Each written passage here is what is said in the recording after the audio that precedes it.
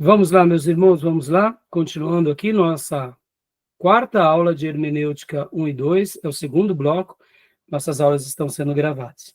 Agora estaremos entrando, de fato, no capítulo, na lição 4, a regra fundamental. Então, primeiro vamos ler aqui esse slide, e logo na sequência a gente vai para o livro-texto e a gente vai ficar dissecando o nosso livro-texto, tá bom? E debatendo aqui em classe. Então, minha irmã Beatriz, por gentileza, leia para nós as 5 regras da hermenêutica, e começando pela regra áurea. A Bíblia é o seu próprio intérprete. Se não quisermos incorrer em erros e atrair sobre nós a maldição que a própria Escritura pronuncia contra os falsificadores da palavra. Dissemos, regra das regras, porque desta, que é fundamental, se desprendem outras várias, que, como veremos, dela nascem naturalmente. Joia. Então, regra áurea, né? A regra principal, a regra de ouro, qual é?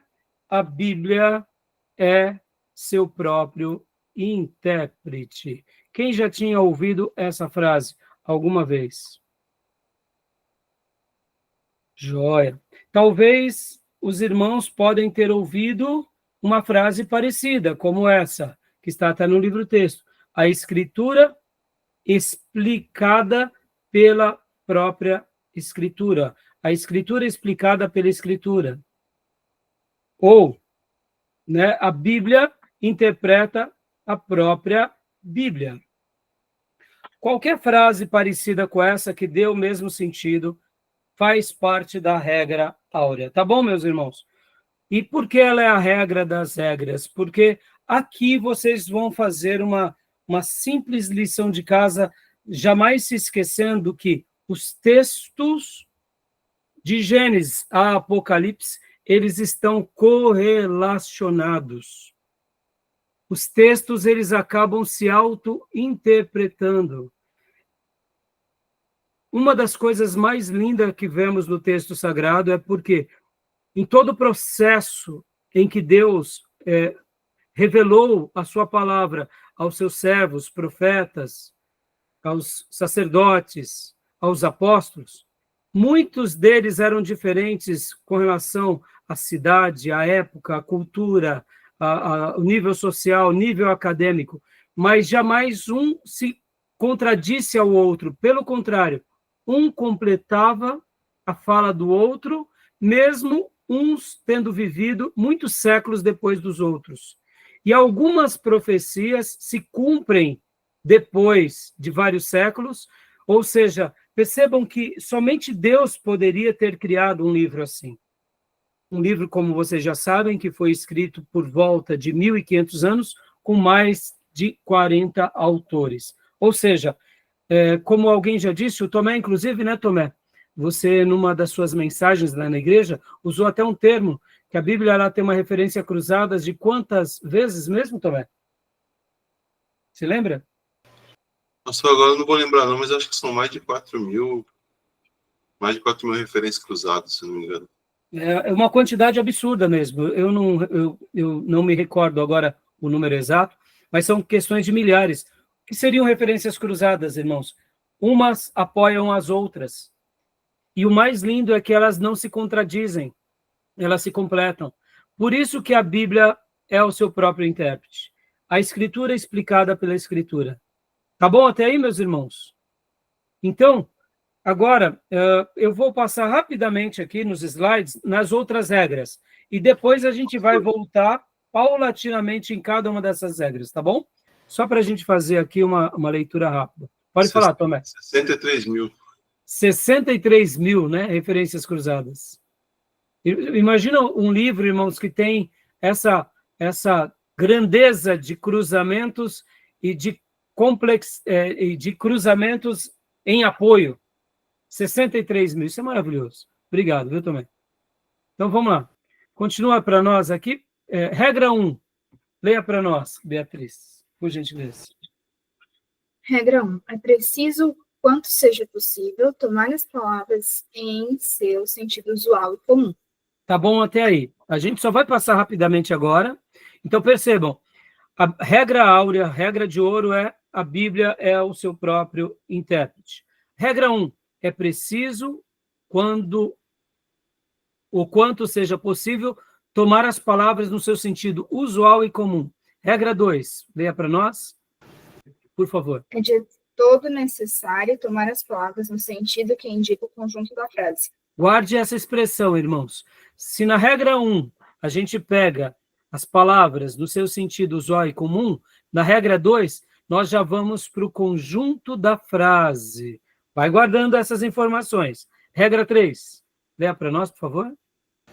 É necessário tomar as palavras no sentido indicado no contexto, a saber, os versículos que precedem e seguem ao texto que se estuda.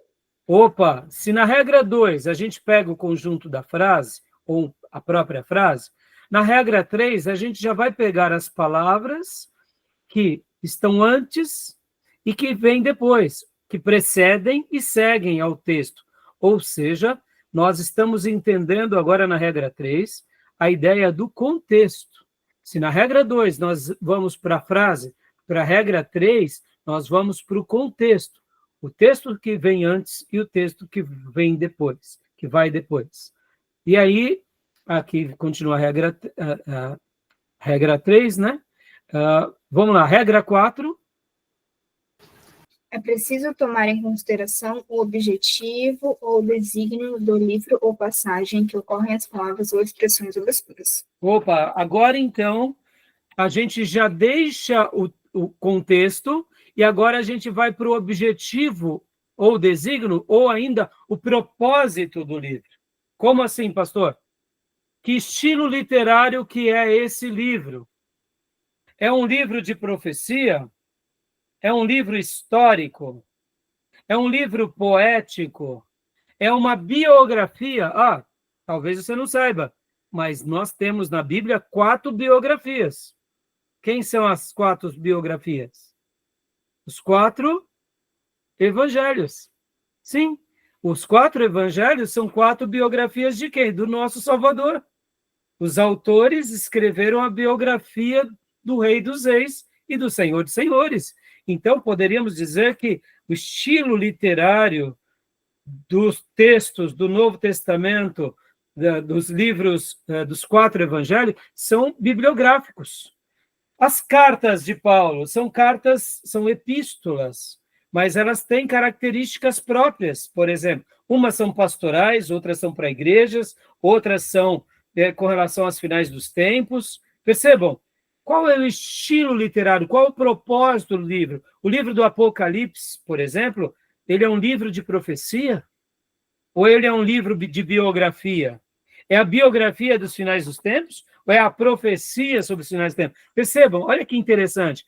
Então, na 4ª regra, olha só que lindo, irmãos. Se na primeira regra, olha, vamos recapitular rapidamente aqui. Se na primeira regra, a gente vai para o sentido usual e comum da palavra. Na 2ª regra, a gente vai para as frases. Na 3ª regra, nós vamos para o texto e o contexto. Na 4ª regra, nós já estamos indo para o livro. Por quê? Porque dessa forma a gente vai seguindo esse padrão de entendimento. Tá bom? Tudo bem até aí? Então, e agora a 5ª regra. Leia para nós, Fia, por gentileza, a introdução à 5ª regra. Uma doutrina que pretende ser bíblica não pode ser considerada no todo como tal, sem resumir e expressar com fidelidade tudo que estabelece e excetua a Bíblia em suas diferentes partes em relação particular. Aí, aqui na 5ª regra, nós teremos, ela é dividida em alguns pontos, que são passagens paralelas, depois, ensinos gerais. E ela, na realidade, são 4 tipos de paralelismo, né? No livro-texto, ele apresenta muito bem isso. Deixa eu até pegar aqui para vocês, porque aqui não vai ter a síntese das... Deixa eu ver, aqui, ó. Passagens paralelas, paralelismo de palavras, paralelismo de ideias, paralelismo de ensinos gerais, e temos uma última, o paralelismo que está aqui. Deixa eu pegar aqui. Que ele não colocou no slide, mas está aqui. Só pegar, que é a de paralelos aplicados à linguagem figurada, que é o paralelismo de linguagem figurada, que aí, no caso, viria para o último ponto do livro, que será as linguagens, figuras de linguagem, tá bom? Então, eu fiz esse resumo agora, só para vocês verem o suprassumo do livro. Esse é o suprassumo do livro. Deu para entender um pouquinho? Deu para entender? Então, agora vamos lá para o livro-texto, para a gente poder agora dissecar, irmãos, dissecar essa ideia. E eu queria, inclusive, fazer aqui uma pesquisa de caso com vocês, de um texto muito conhecido com todos nós. João 3,16. O que diz João 3,16, meus irmãos? João 3,16. Amou o mundo de tal maneira. Continua, pode concluir, filha. Seu filho unigênito, para todo aquele que nele crê, não pereça, mas seja eterno. Exato, obrigado, filha. Porque Deus, né, amou o mundo. Agora, olha que interessante. Esse texto, João 3,16, que é um texto muito conhecido, muito citado, um texto muito apreciado, essas palavras que estão em João 3,16, que a gente decora elas, e deve ser decorado mesmo, que é um texto maravilhoso. Agora eu pergunto para vocês, em que contexto que ele está? Que contexto? Foi quando que Jesus disse essa palavra? Foi quando Jesus estava pregando a uma multidão? O que vocês acham? João 3. Foi em que momento? Vamos lá, bate pronto aqui. Vocês lembram ou não? Não. Não? Vamos lá, irmão. Vocês lembram qual foi o episódio de João 3? Tentem lembrar.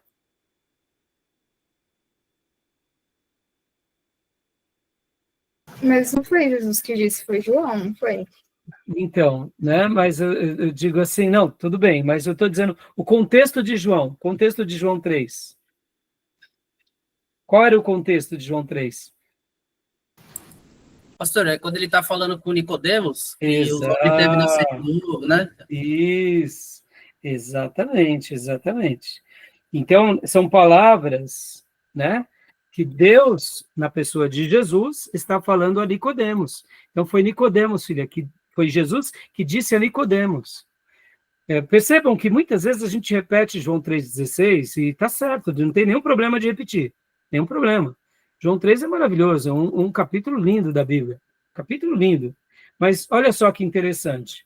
Quando a gente pega aqui João 3, a gente se esquece que ele está no contexto de Nicodemos. E qual era o assunto que Jesus estava falando com Nicodemos? Qual era o assunto, irmãos? Nascer de novo. Nascer de novo. Então percebam que esse texto está dentro desse contexto. E por que eu estou usando essa liçãozinha, essa lição de casa agora? Porque João 3,16, nós usamos ele a vida toda para falar do amor de Deus a qualquer pessoa. E não está errado a gente fazer isso. Entenda, tá? Não está nem um pouco errado fazer isso. Até porque a gente tem que fazer isso. Tem que falar de João 3,16 mesmo o tempo todo para muitas pessoas, que é um texto maravilhoso. Só que o contexto de João 3 é um contexto onde Jesus chega no fariseu Nicodemo e fala com ele. E esse texto, vamos agora voltar um pouco aqui, eu quero fazer rapidinho com vocês uma lição de casa. E esse contexto vai ter tudo a ver com essas regras. Vai ter a ver com a regra áurea e vai ter a ver com o quê? Com esses princípios da regra 1, regra 2, regra 3 e regra 4. É claro que aqui eu só estou fazendo uma breve citação para a gente poder entender melhor o que seria fazer uma hermenêutica, tá bom?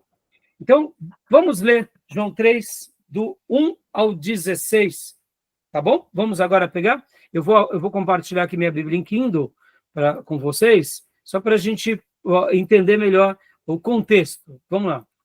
Vamos ler primeiro o versículo 16, né? Ó. Porque Deus amou o mundo de tal maneira que deu seu Filho unigênito, para que todo aquele que nele crê não pereça, mas tenha a vida eterna.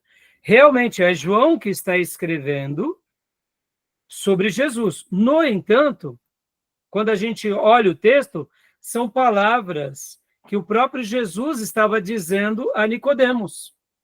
Mas João registra, né? Então, tem vezes que nós achamos que são palavras de João, mas, na realidade, são palavras do próprio Jesus, naquele contexto, a Nicodemos. Então, leia para nós, Júnior, por gentileza, aqui do versículo 1 em diante.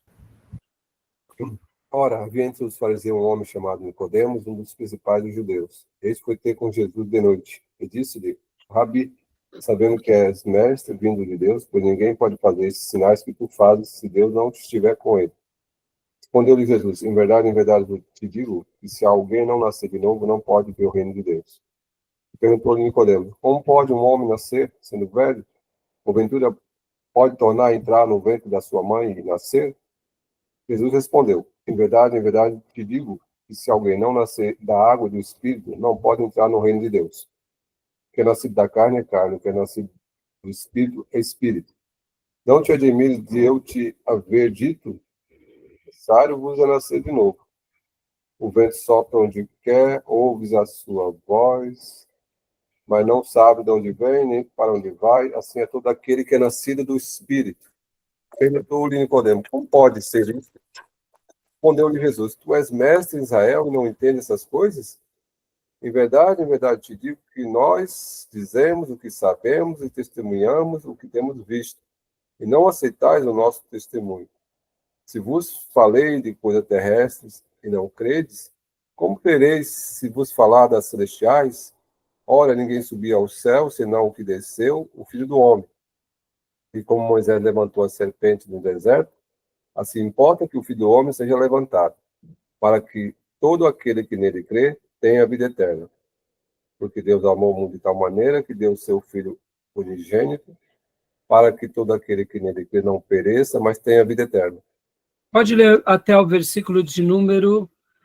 pode ler até o versículo de número 20, Júnior. Porque Deus enviou seu Filho ao mundo, não para que julgasse o mundo, mas para que o mundo fosse salvo por ele. Quem crê nele não é julgado, mas quem não crê já está julgado, porquanto não crê no nome do unigênito Filho de Deus. O julgamento é este: a luz veio ao mundo e os homens amaram antes as trevas que a luz, porque as suas obras eram más. Porque todo aquele que faz o mal aborrece a luz e não vem para a luz, para que as suas obras não sejam reprovadas. É aqui? Agora lê o 21 e o 22.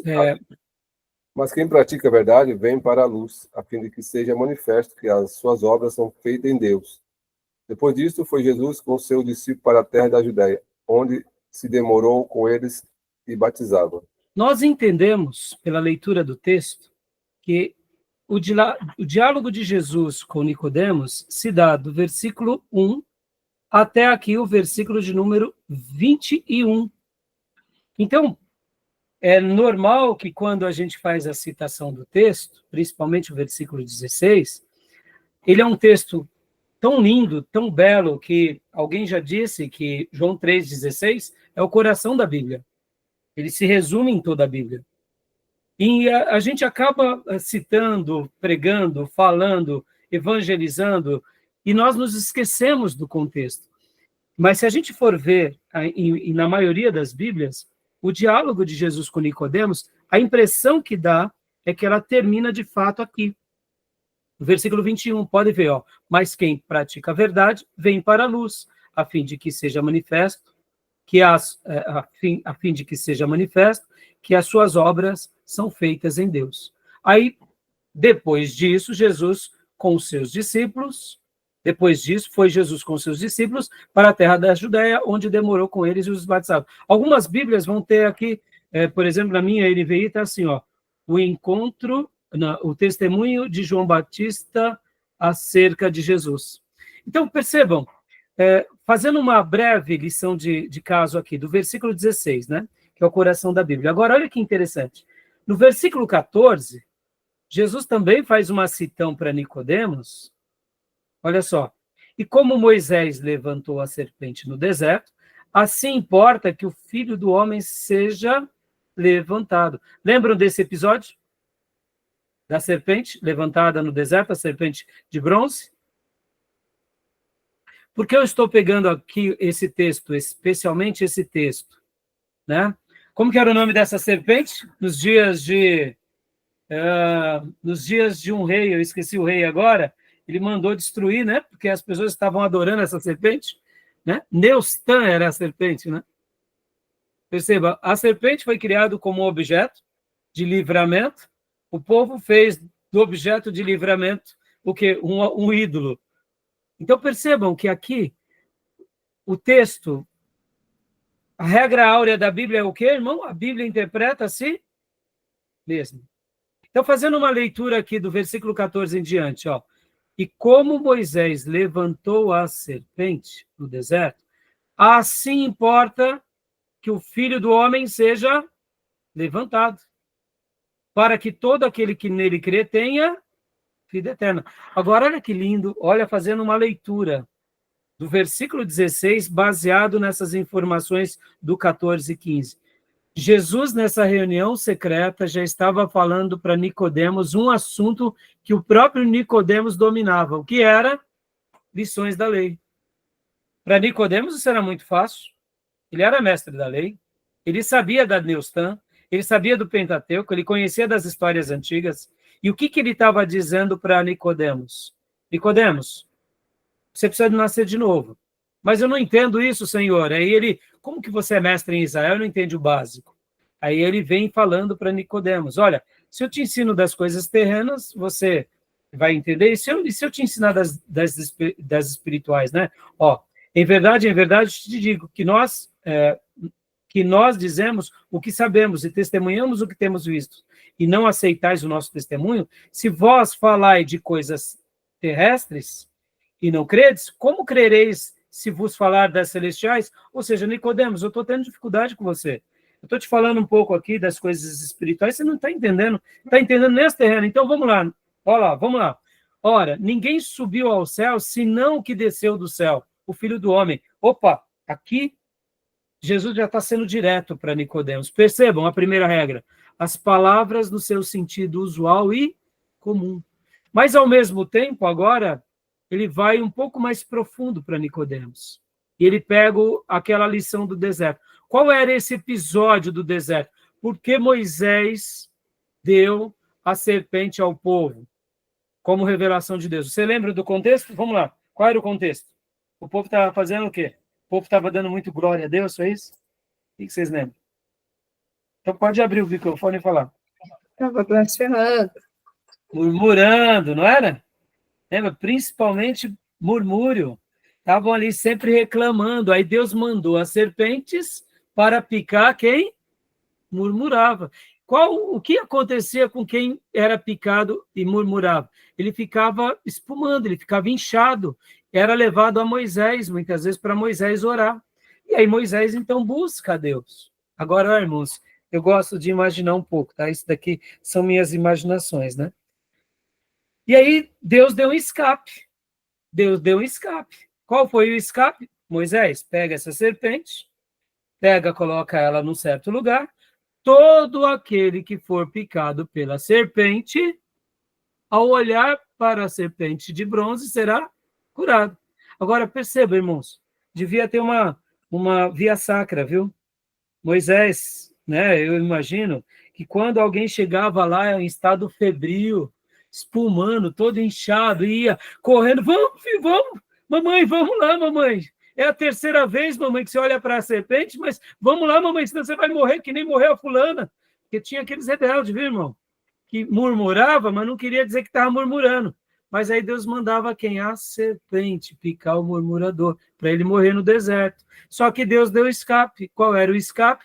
Ter que ir lá se humilhar não para a serpente, propriamente dito, mas tinha que ter esse ato de fé, de que sabendo que ao olhar a serpente, aquilo representava algo futuro. E pode ver que agora Jesus vem e disseca para quem? Para Nicodemos, dizendo, não houve isso lá no passado? Agora presta atenção, olha só, no versículo 15. Assim, no final do 14, assim importa que o Filho do Homem seja levantado, para que todo aquele que nele crê tenha vida eterna. Olha como esse texto fica lindo, na perspectiva de um mestre da lei. Ele estava entendendo aqui. E Jesus estava já dizendo para ele, olha, eu serei levantado, porque eu vim do céu. Então agora eu estou te dando aqui, Nicodemos, lições espirituais, tá? Você não está entendendo direito as espirituais, mas eu vou continuar. Nicodemos, assim como Moisés colocou uma serpente para salvar o povo, eu serei levantado. E todo aquele que realmente crê vai ter a vida eterna. E aí ele conclui, porque Deus amou o mundo de tal maneira que deu seu Filho unigênito. Olha, fica linda, não fica, irmão, a compreensão? Para que todo aquele que nele crê não pereça, mas tenha a vida eterna. Porque Deus enviou o seu Filho ao mundo, não para que julgasse o mundo, mas para que o mundo fosse salvo por ele. Quem crê nele não é julgado, mas quem não crê já está julgado, porque não crê no Filho, no nome do unigênito Filho de Deus. Agora, vamos voltar a essa ideia aqui da serpente. Perceba, a serpente lá no deserto, naqueles 40 anos, dava vida, entre aspas, para aquele que fosse vê-la. Mas a pessoa não deixava de ir lá, né, toda inchadinha, todo estado febril.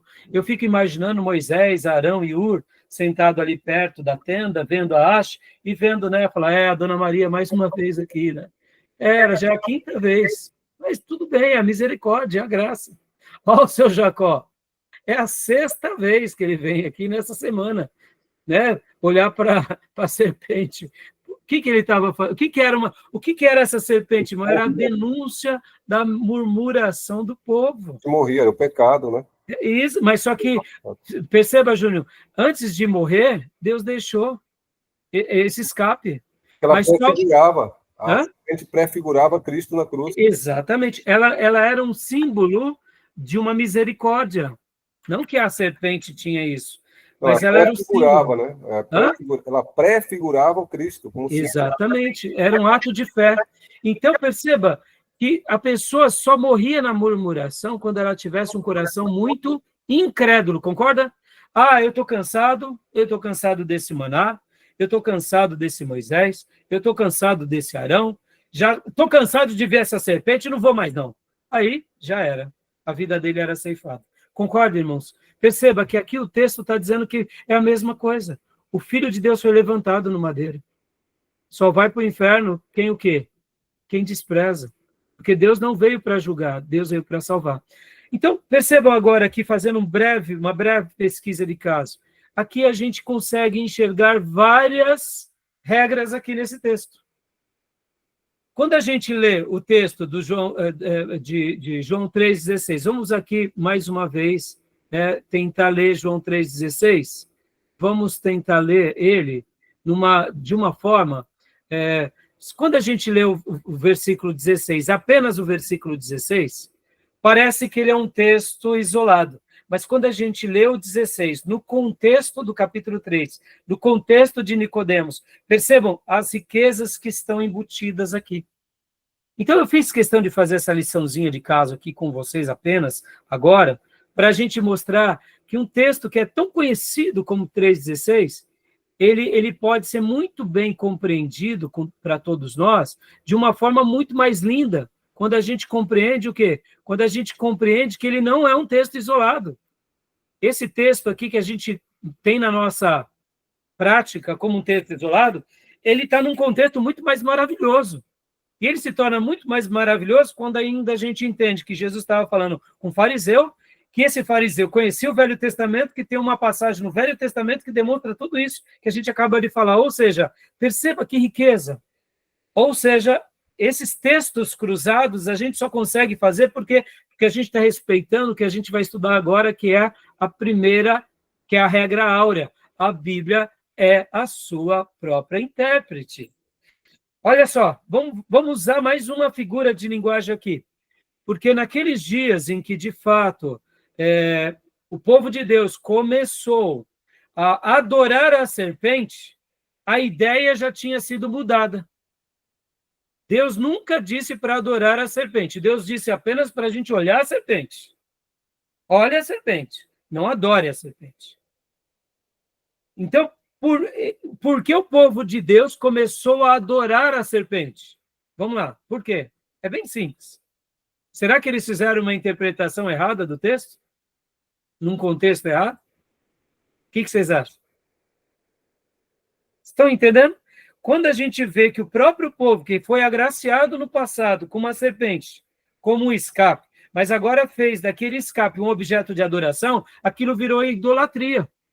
Isso aí é um vício do Egito, né? Já vinha com aqueles vícios do Egito. Até o bezerro de ouro eles fizeram. E Moisés estava lá. Exatamente. E não só do Egito, mas dos próprios cananeus também, né, Júlio? Sim, sim. Né? E vou além. Como a gente ensina em teologia sistemática, a idolatria ela é inflacionária, irmãos. Se você idolatra um ídolo, você não para nele. Você vai para o segundo, você vai para o terceiro, você vai para o quarto, porque o ídolo ele é inflacionário, ele quer mais. É por isso que a gente não pode ter ídolo nenhum. A nossa adoração ela é exclusiva a Deus. Mas perceba que, como eu perguntei há pouco, por causa de uma interpretação errada, o povo de Deus pegou aquele objeto, que era a lembrança de um milagre, e fez agora um poste ídolo. Por isso que Deus usou seu servo para destruir Neustã, porque até mesmo o nome tinha sido dado a ela naqueles dias, a serpente. Tá bom? Tudo bem? Ficou claro, irmãos? Até aí? Alguma pergunta, alguma fala? Tranquilo. Né? Uma dúvida que eu sempre fico nessa parte é porque o próprio Deus tinha falado para não ter imagens. E aí depois Deus falar para construir imagem, fica um pouco estranho, né? Fica estranho. E a gente tem que dar o direito de dúvida, Fia, para fazer uma leitura correta. Agora, vou te sanar sua dúvida. Deus dá os objetos do Velho Testamento, pode ver, ó. Eu vou até antecipar algo aqui. O tabernáculo, ele era o quê? Para o povo de Deus naqueles dias do deserto. Ele representava o quê, o tabernáculo? A presença de Deus, né? Exatamente. De uma forma,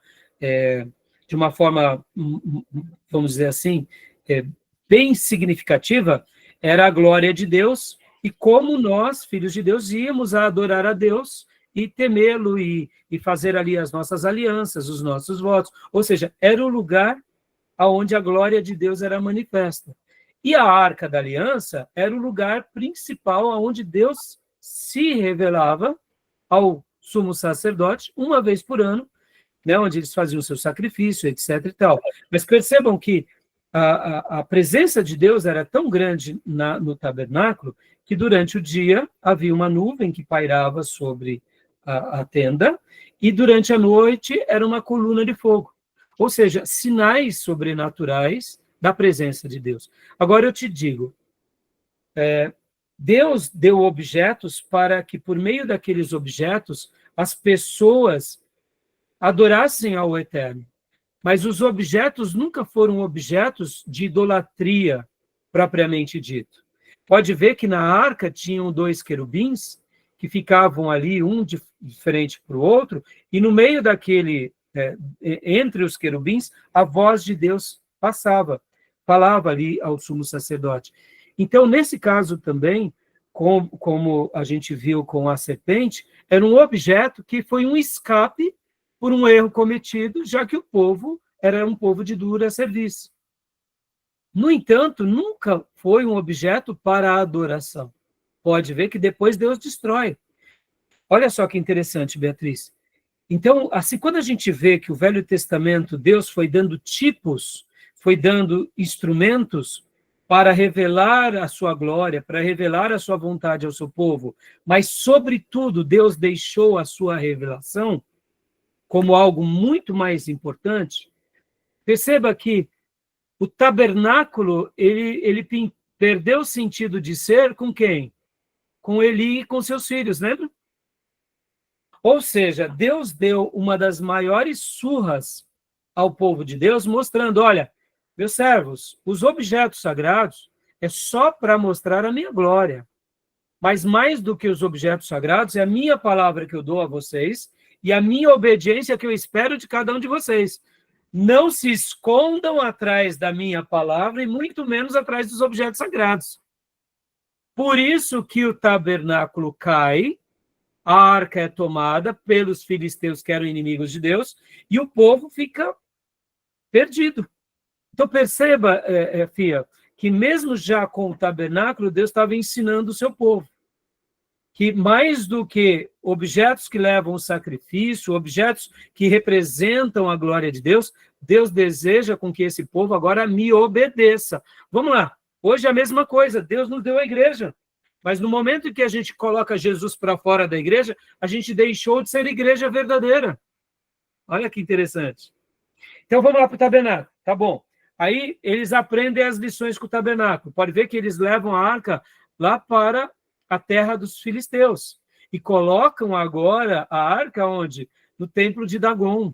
Mas o próprio Deus mostrou para os 5 governantes dos filisteus que ele era Deus santo e que ninguém, nenhum Deus, nenhum ídolo poderia com eles. Tanto é que eles devolvem a arca e eles trazem de novo e trazem até sacrifícios ao Deus de Israel, por causa dos tumores e das pragas que vieram sobre eles. Perceba, Deus não precisa de ninguém para lutar por ele.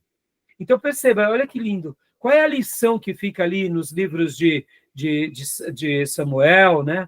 Nos livros de Juízes? Se o meu povo perdeu a santidade, a consagração, você pode até ter objeto sagrado, você pode estar pisando na terra sagrada, não importa. O que importa é se nós estaremos obedecendo a palavra de Deus. E o próprio Deus depois faz com que a arca volte. Tem toda aquela história, depois Davi tenta levar e constrói o tabernáculo. Tem uma longa história. Depois não veio o templo? Olha que lindo, veio o templo, como uma casa de Deus. E o que acontece alguns séculos depois que o templo foi erguido? Deus continua abençoando o templo, mesmo o povo estando errado? O que nos ensina o cativeiro babilônico? Deus derruba o templo para mostrar para o seu povo que ele não deixa objetos sagrados. Os objetos sagrados só são algo para representar a glória dele. Mas mais sagrados que os objetos é a nossa obediência. Entendeu, filha? Pode ver que a mesma coisa vai se repetir séculos depois com a construção do templo. O templo também foi deixado por Deus para que o povo de Israel fosse adorar a Deus, mas eles fizeram daquele templo que um lugar para suas vaidades, para a sua glória, para o culto para o seu Deus, sem realmente valorizar o Deus de Israel, porque qual que era o grande propósito do templo? Era que Deus queria manifestar a sua glória para todos os povos de toda a terra, mas o templo virou um lugar de adoração apenas exclusiva dos judeus, e esses judeus começaram a viver em pecado. Deus levanta os profetas e fala, olha, se vocês não se arrepender, assim como aconteceu na tribo do norte, que foi cativa, Deus vai trazer um povo e vai destruir todos vocês. O que esse povo fez com esses profetas? Bateu nesses profetas, surrou esses profetas, matou esses profetas, e aí veio o cativeiro babilônico. Percebam? Então, Deus precisou de uma história muito longa para ensinar esse povo a fugir de qualquer tipo de idolatria. Somente lá na Babilônia que o povo de Deus realmente foi liberto da idolatria e de qualquer adoração a qualquer objeto. Entende, Fia? Então, olha só, como que... Ficou claro agora para você? Ficou claro essas histórias? Ou deixei você e os demais com dúvida? É basicamente como se Deus usasse isso para se manifestar, mas se o povo sem obediência não serve de nada, né? Exatamente. Tudo isso que Deus fez. Exatamente. Os objetos sagrados são presente de Deus a nós como um auxílio didático, não para ser um instrumento de idolatria. Pode ver que é assim que o católico faz, não é? O católico pega o objeto sagrado e fala, eles tinham objeto sagrado, a gente também tem o nosso. Mas está tudo errado, porque eles estão fazendo uma hermenêutica errada. Tá bom, meus irmãos? Ficou claro? Então, percebam, é muito simples. A regra fundamental, é a regra fundamental, ela diz por si só. Então, vamos ler um pouco aqui sobre a regra fundamental. No meu livro-texto, a regra fundamental é a lição número 4, tá bom? Então, leia para nós agora. Consegue ler, Reis? Consigo? Por gentileza. Começa daí pelo dito? Isso. A gente vai ler algumas porções. Não leremos todo, né? Mas vale a pena que a gente lê uma quantidade bem grande aqui. Pode ler para nós. Pelo dito? Pelo dito anteriormente, foi-nos possível ver como é apropriado e mais conveniente que em qualquer documento de importância em que se encontrem pontos obscuros, se procure que ele seja seu próprio intérprete. Quanto à Bíblia, o procedimento sugerido não só é conveniente e muito factível, mas absolutamente necessário e indispensável. Ou seja, se essa verdade é uma verdade que se aplica a muitas coisas, quanto mais será essa verdade a Bíblia? Ela precisa ser o seu próprio intérprete. Leia para nós, por gentileza.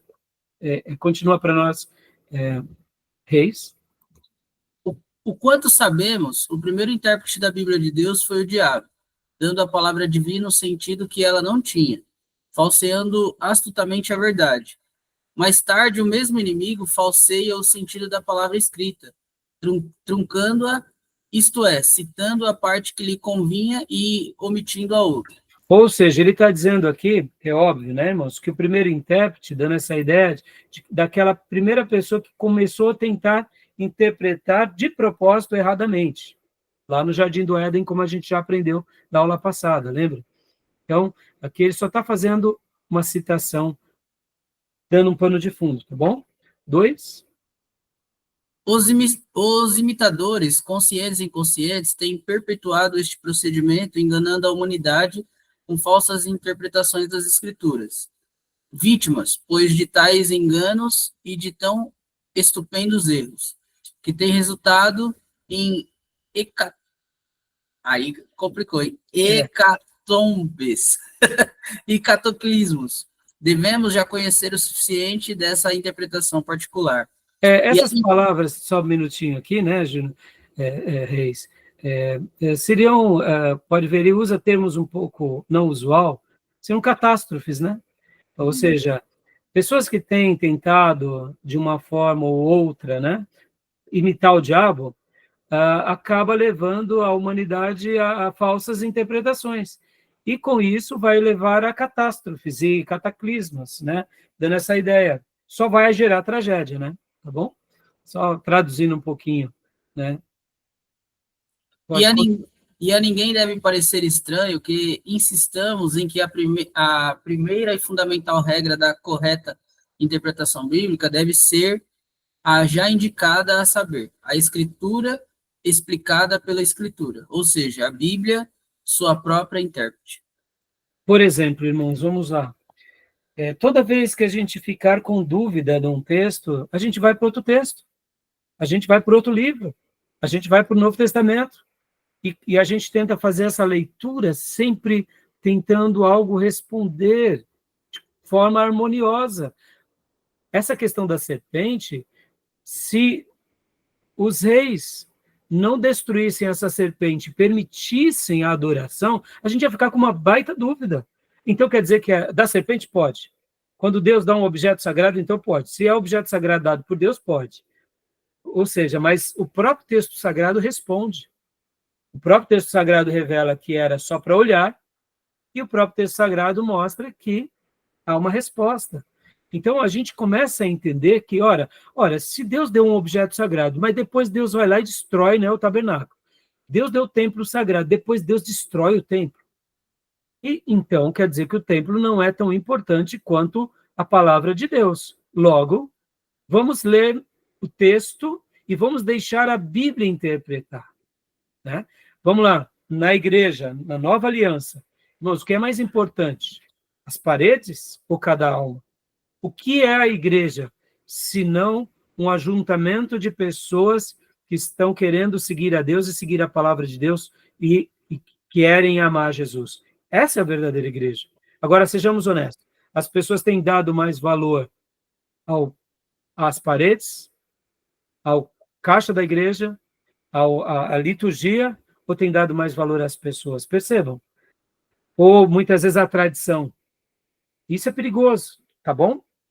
Então, a história ela vai se repetindo, né? Pode perguntar, Tomé. Não, dentro disso que o pastor está falando sobre a regra áurea, a própria Bíblia já fala, né, que as coisas que aconteceram no passado eram apenas sombras das futuras. Então, todo esse simbolismo aí apontava para Cristo, né? Então, Exatamente. já não é mais útil. Exatamente, tá bom? E agora, para a gente prosseguir um pouco mais, né? para a gente pular. Aqui ele vai falar um pouco sobre vários acontecimentos, né? Agora vamos ler aqui. Leia para nós, Elaine, o 4 para a gente, por gentileza. O 4. Graças ao abuso apontado, ouvimos dizer que com a Bíblia se prova o que se quer. A má vontade, a incredulidade, a preguiça em seu estudo, o apego a ideias falsas e mundanas e a ignorância de toda regra de interpretação provará o que se queira com a Bíblia.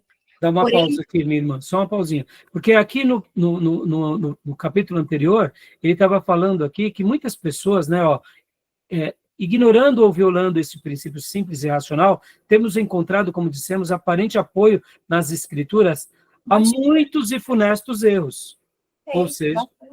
Ou seja, aqui ele está falando que quando a gente, né, não segue isso, a gente vai pegar a Bíblia como um objeto, né, para justificar as nossas atrocidades. E aí ele vem aqui, fixando-se em palavras e versículos arrancados do seu conjunto e não permitindo a Escritura explicar-se a si mesma, encontra os judeus aparente apoio nela para rejeitar a Cristo. Procedendo do mesmo modo, encontra os papistas aparente apoio na Bíblia para os erros do papado e das matanças com ele relacionados, para não falar da Santa Inquisição, e ele vai citando, inclusive aqui, de presidentes americanos, que também usaram a Bíblia para justificar suas tomadas de decisões políticas, né? Então, é isso que ele estava dizendo, né? Graças ao abuso apontado, as pessoas acabam, né, fazendo atrocidades, né? Quando elas interpretam erradamente. Então, continua para nós aqui, irmã, por gentileza, porém, jamais provará a Bíblia o que os homens tão mal dispostos querem.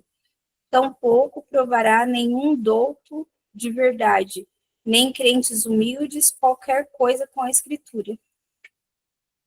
Pode ler o 5 para nós, por gentileza? Ao contrário, porque o discípulo humilde e douto na palavra sabe que a lei do Senhor é perfeita, e que não há erro na palavra, mas no homem. Ele sabe que não se tira e se põe, ou se acrescenta e se suprime impunemente a palavra, segundo o estilo satânico. Porquanto Deus, mediante seu servo, fez constar: se alguém lhes fizer qualquer acréscimo, Deus lhe acrescentará os flagelos escritos neste livro. E se alguém tirar qualquer coisa das palavras do livro dessa profecia, Deus tirará a sua parte da árvore da vida. Não certamente a revelação divina, qual lei perfeita, é inspirada por Deus e útil para o ensino, para a repreensão, para a correção, para a educação na justiça, a fim de que o homem de Deus seja perfeito e perfeitamente habilitado para toda boa obra. Tal revelação, dissemos, não se presta impunemente a tal abuso. Ou seja, quando a pessoa é um discípulo humilde e douto na palavra, ou seja, dedicado na palavra, debruçado na palavra, ele descobre que essa palavra é perfeita e que lá não tem erro algum. Por isso que a gente pode ficar seguro. E aqui, meus irmãos, deixa eu dizer uma coisa aqui antes de continuar. Não é o fato de sermos seminaristas, guarde isso, não é o fato de sermos seminaristas, estamos fazendo aqui hermenêutica, que nós seremos intérpretes, eu diria, de primeira grandeza das Escrituras, tá? Vocês conhecerão pessoas simples, mas que talvez o grau de interpretação das doutrinas bíblicas seja muito mais profundo do que nós aqui. Por quê? Pastor, mas pera lá, então, para que... Pera lá, o senhor está me desanimando, eu estou fazendo seminário para quê? Eu estou tentando mostrar para vocês o seguinte, que esse caminho é um caminho que alguns filhos de Deus, por aprenderem a amar a Deus e a Jesus de todo o coração. E essa Bíblia, eles se mergulharam nesse livro. E essa regra áurea, para eles, é uma verdade absoluta. E diante dessas coisas, ele pratica tudo o que sabe, aprende coisas novas, vai fazendo essa regra áurea o tempo todo. Quando ele tem dúvidas, ele para, ele pesquisa, ele lê textos paralelos, ele lembra de outro texto, ele é um estudioso da Bíblia. Talvez o único livro que esse irmão ou essa irmã saiba ler muito bem é a Bíblia, mas ele lê com muito carinho, com muita dedicação, com muita atenção. Logo, quando qualquer pessoa pergunta alguma coisa para ele, ele fala: olha, meu filho, eu não sei te dizer direito aqui, não, mas eu acho que é isso. E geralmente, na maioria das vezes, a interpretação dele é correta. Por quê? Porque ele faz essa regra áurea está nele. Ele crê que a Bíblia é a palavra de Deus, ele não despreza. Quando ele não entende, ele não vira para Deus de forma mal educada, ele se coloca de joelho, quebrantado. Ou seja, toda a construção da piedade dele é uma construção que está em profunda harmonia com o que o autor está dizendo. Um doutor, uma das maiores autoridades. E eu estou falando isso para vocês porque vocês verão na vida, principalmente na prática da igreja, que existem pessoas que mal aprenderam a ler e escrever, mas eles creem tanto em Deus e creem tanto na Bíblia, eles são crentes piedosos, são intérpretes profundos. Se eles fizessem o seminário como vocês estão fazendo, se tornariam muito mais, eu diria, muito mais ousados na maneira em que eles leriam, falariam. Então, eu estou dizendo isso para vocês para mostrar que essa não é uma exclusividade nossa. O fato de estarmos aqui é preparando vocês para o quê? Para o ministério, dizendo: olha, tomem cuidado, porque é normal que um seminarista ele tenha o desejo de trabalhar na igreja. Quando não, já trabalham, já pregam. E essas pessoas que já pregam, que já trabalham, muitas vezes elas são assediadas. Por quê? São assediadas pela glória, são assediadas pelas pessoas. E tem vezes que ela fala uma coisinha errada aqui e o pessoal bateu palma. E ela fala: puxa, ninguém reclamou, né? Pelo contrário. Fez uma interpretação meia vesga, ninguém reclamou, até gostou, falou: olha, eu nunca tinha pensado assim, pastor. E ele continua nas coisas erradas. E quando vai ver, esse irmão se torna o quê? Um herege.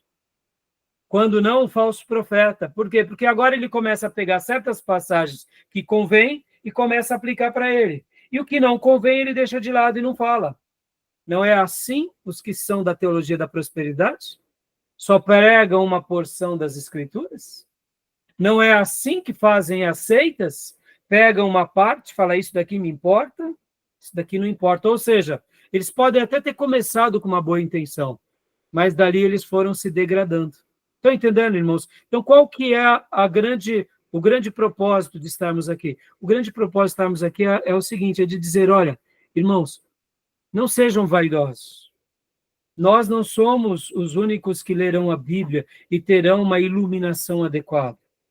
Se algum cristão em qualquer lugar agora mergulhar nesse livro, crer nesse livro, orar em cima desse livro, jejuar em cima desse livro, decorar esse livro e fizer desse livro o livro da sua vida e crer que esse livro é a revelação de Deus para ele, esse irmão, ele vai usar essa regra áurea e ele vai crescer espiritualmente e ele vai, com certeza, fazer boas interpretações, mesmo ele sendo uma pessoa muito limitada. Quem sabe não tem uma faculdade, quem sabe é um operário, mas vocês verão isso muito, meus irmãos. Por isso que eu digo aqui, nós que fazemos o seminário somos apenas privilegiados para aprender algumas lições com alguns doutores, como esse daqui, como todos esses que eu mostrei para vocês, todas essas aulas, que são um material que a gente vai estudar.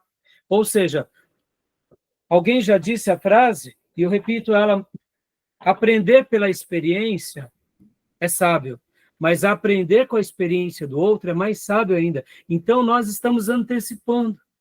Antecipando o quê? Erros. Antecipando o quê? Mais acertos. E agradecendo a Deus por esses homens que foram piedosos, que preservaram a igreja na sã doutrina. Tá bom? Pode falar, Júnior. Horário. Ah, deu horário. Obrigado, Júnior. Então, meus irmãos, vamos dar a pausa agora. Alguma pergunta, meus irmãos?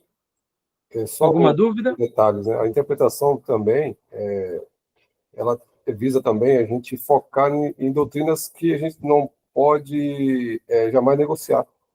Tem Sim, questões aí que são banais, né? sim, Que são sim. banais. Vai ser arminianista ou não sei o quê. Tanto faz. Vamos pegar uma banal aqui, né, Júnior? Umbigo de Adão. Adão tinha umbigo? Porque É, tolice. é, tá. Alguém já disse que uma igreja se dividiu numa escola bíblica por causa disso. O irmão estava falando e alguém... Não, mas o Adão tinha umbigo? Eu acho que sim. Eu acho que não, porque ele não nasceu com cordão umbilical, ele foi gerado... Aí começaram a brigar e a igreja dividiu. Isso é coisas banais, né? Verdade. Coisas banais não podem nos dividir. Ora, se tinha, se não tinha, não importa. O que importa é o seguinte, eu sei que eu tenho, e o que importa é que eu tenho que temer Jesus e amar Jesus e amar o irmão, inclusive, que me aborrece. Né? Tá bom, meus irmãos? Beleza? Tá bom? Então vamos pausar aqui para a gente ir para o último bloco. Tudo bem? Joia? Então tá bom, vou parar aqui. Ó. Mas ninguém tem mais nenhuma pergunta, né? Então, vou parar, tá bom?